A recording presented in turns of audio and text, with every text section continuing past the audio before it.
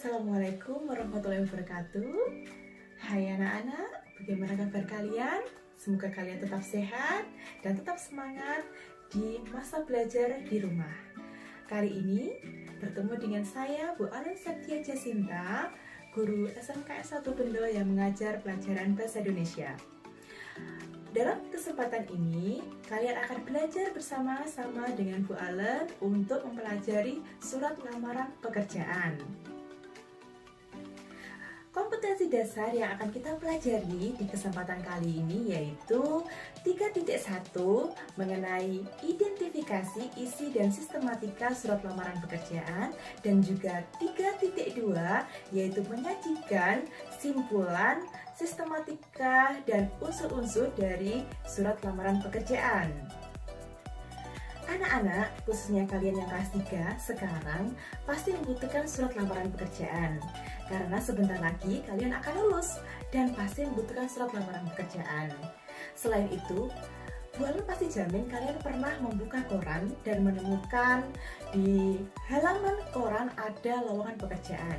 Di situ kalian bisa memilih lowongan pekerjaan apapun yang kalian inginkan sesuai dengan kriteria kalian. Nah, apa itu surat lamaran pekerjaan? Ada yang tahu? Nah, surat lamaran pekerjaan adalah surat yang berisi permohonan untuk bekerja di suatu lembaga atau tempat atau perusahaan. Nah, surat lamaran pekerjaan ini bersifat resmi atau formal. Nah, surat lamaran pekerjaan ini kita tujukan kepada pimpinan perusahaan, pimpinan sekolah, ataupun bagian HRD yang bertugas untuk menerima karyawan. Kemudian, surat lamaran pekerjaan itu dibagi menjadi dua, yaitu surat lamaran pekerjaan yang menggabungkan dengan riwayat hidup. Maksudnya adalah bahwa riwayat hidup dengan surat lamaran pekerjaan dijadikan satu, ya, dengan cara digabungkan. Kemudian, ada surat lamaran pekerjaan yang dipisahkan, yaitu dia berdiri sendiri. Halaman pertama adalah bagian yang berisi surat lamaran pekerjaan, kemudian disendirikan dengan riwayat hidup orang yang melamar. Nah, biasanya yang sering digunakan adalah yang kedua, yaitu surat lamaran pekerjaan yang dipisahkan. Jadi, ketika kalian membuat surat lamaran pekerjaan, hanya satu lembar saja, itu yang sering digunakan. Nanti halaman-halaman selanjutnya itu berupa lampiran yang berisi misalnya riwayat hidup, kemudian ada fotokopi KTP, kemudian ada KK, dan lain sebagainya. Nah, selanjutnya yang akan kita pelajari adalah aspek kebahasaan dalam surat lamaran pekerjaan. Ada 6 aspek yang harus kita perhatikan dalam membuat surat lamaran pekerjaan. Apa saja itu? Yaitu ada 6. Yang pertama adalah menggunakan bentuk surat standar. Kemudian yang kedua adalah menggunakan bahasa yang baik dan benar. Kemudian yang ketiga adalah menggunakan kata-kata yang sopan.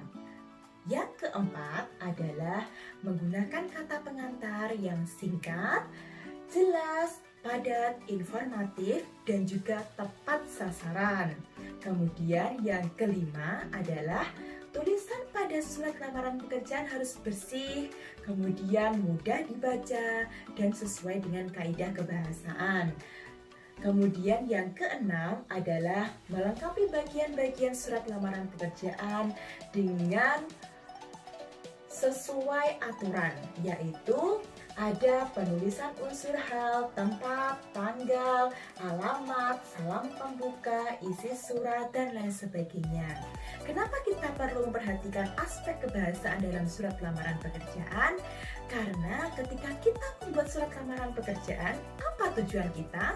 Tujuan kita adalah agar pimpinan menerima surat lamaran kerja kita.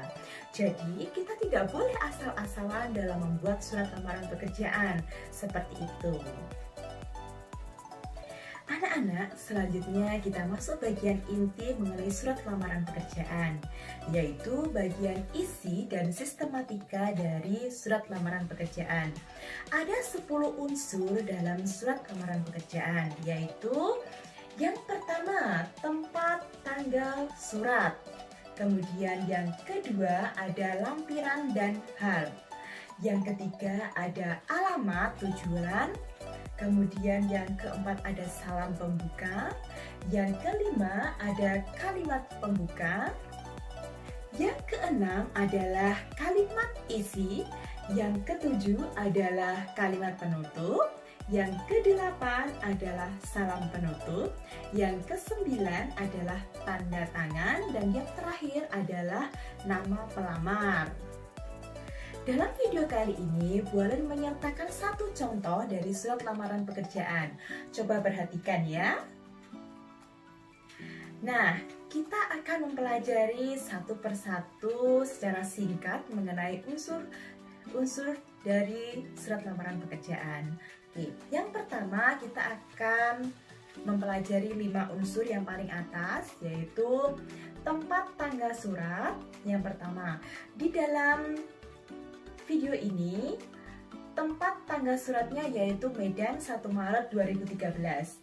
Kemudian yang kedua ada lampiran dan hal. Lampiran ini adalah lampiran apa yang kalian sertakan dalam surat lamaran pekerjaan. Misalnya riwayat hidup, kemudian ada fotokopi KK, fotokopi KTP, kemudian ada pas foto dan lain sebagainya. Kemudian ada hal. Hal itu adalah perihal. Yang jelas, perihal dalam surat lamaran pekerjaan adalah melamar kerja dan seperti itulah. Kemudian yang ketiga adalah alamat tujuan. Alamat tujuan ini berisi kepada siapa kalian mengirimkan surat lamaran tersebut. Biasanya kepada pimpinan, kemudian kepada HRD, seperti itu. Kemudian bagian salam pembuka. Salam pembuka di surat lamaran pekerjaan itu adalah dengan hormat, koma. Nah, nanti kita akan mempelajari bagaimana penulisannya di video selanjutnya. Kemudian yang kelima adalah kalimat pembuka. Kalimat pembuka ini harus bersifat sopan, kemudian kalian mendapatkan informasi mengenai lowongan pekerjaannya dari mana, dan lain sebagainya, seperti itu. Kemudian bagian selanjutnya adalah bagian isi dari surat lamaran pekerjaan. Apa saja isinya? Seperti contoh yang boleh tampilkan, yaitu mengenai identitas kalian. Mulai dari nama, tempat tanggal lahir, kemudian ada agama, pendidikan terakhir, alamat, kemudian nomor HP. Nah, itu bisa disesuaikan. Kemudian yang selanjutnya adalah bagian isi mengenai apa saja yang kalian lampirkan di dalam surat lamaran pekerjaan. Bagian terakhir dari surat lamaran pekerjaan adalah bagian nomor 8, 9, dan 10, yaitu salam penutup, tanda tangan, dan juga nama pelamar. Kemudian kita lihat contoh dari salam penutup. Kita lihat contohnya adalah, demikian surat lamaran ini saya buat sebenar-benarnya. Atas perhatian dan kebijaksanaan Bapak atau Ibu, saya ucapkan terima kasih. Seperti itu ya. Gunakan kata-kata yang lugas dan tepat. Yang kesembilan adalah tanda tangan kalian dan juga nama pelamar. Nah, itu tadi isi dan sistematika dari surat lamaran pekerjaan secara singkat.